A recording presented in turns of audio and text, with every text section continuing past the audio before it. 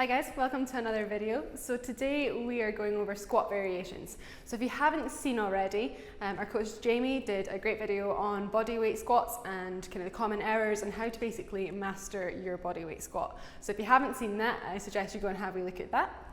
And then here we're going to talk a little bit about variations that you can then progress onto with a little bit of load on your squats. Okay, so first thing that we're going to go over is the goblet squat. So this is probably the first exercise you'll try when you're deciding that you're going to progress and load your squat pattern. So you want to grab a dumbbell or a kettlebell. Usually dumbbells are a little bit easier to start off with. And we're just going to basically add that to the same principles as you have for your bodyweight squat. Okay, so why would you choose a goblet squat as a progression? So it's a really good exercise if it's your first time adding load to your squat. Everything is pretty much the same as you would do usually body weight, but it's just got a little bit of load, challenges your upper body a little bit, and obviously with the load will challenge your lower body and your squat pattern anyway. So as a demonstration, you just want to grab your dumbbell or kettlebell, grab it underneath, so your palms of the heels of your hand are underneath the dumbbell, and then you wrap your fingers around on top. Stand in the same position as you would for your body weight squat, so usually just slightly widening hip width apart. Hold this dumbbell in really close to your chest. Okay, so make sure that you're holding it tight, lats are engaged, shoulders away from ears.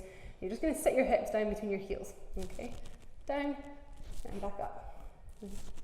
Down, back up. Okay. A couple of things to watch out for on this one is holding the dumbbell too far out so that pulls you right forward. So for an example, if you hold this dumbbell out here, it's going to make it really hard to not let your body weight fall forward as well, and it basically becomes more like a hinge pattern rather than a squat pattern. That's a good clap, that's a really good clap. Okay, so then the second variation that we're going to go over today is going to be our front squat. So load is placed obviously in the front of the body, as stated in the name. It's fairly similar to a goblet squat with where the weight placement is, but you'll use a barbell here. So obviously if you're in the gym, you'd probably face in towards the rack, but for demonstration purposes, I'm going to go and face outwards. Okay, so for your front squat, why would you pick to do this variation?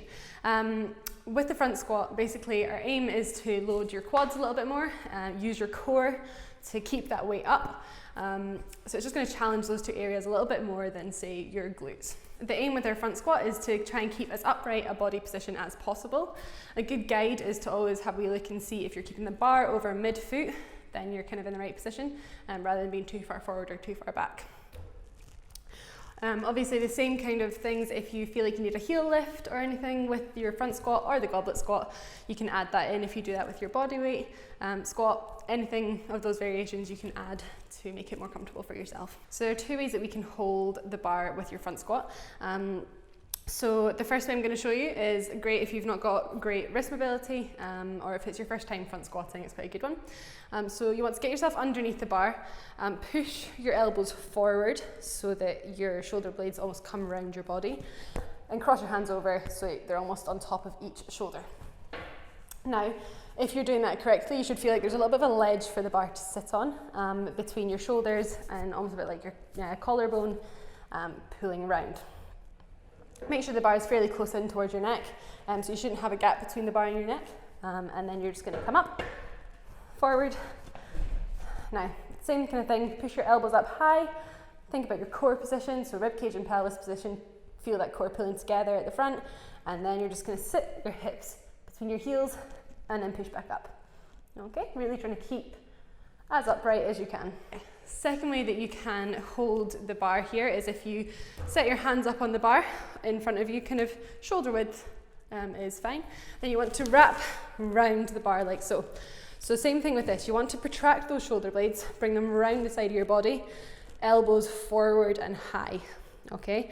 And then your fingers are kind of just hooking around the bar to stabilize. Same position, so it should be kind of lying on your shoulders and your clavicle, okay, and then close to your neck. Keep those elbows pushing up high as you go down, and then turn back up, okay?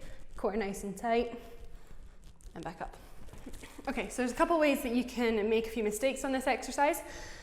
First one, if I show you, most common one that you probably see is not controlling your elbow position and your core position. So when they go down, the weight pulls you right forward, and then that's pulling through your back muscles, okay?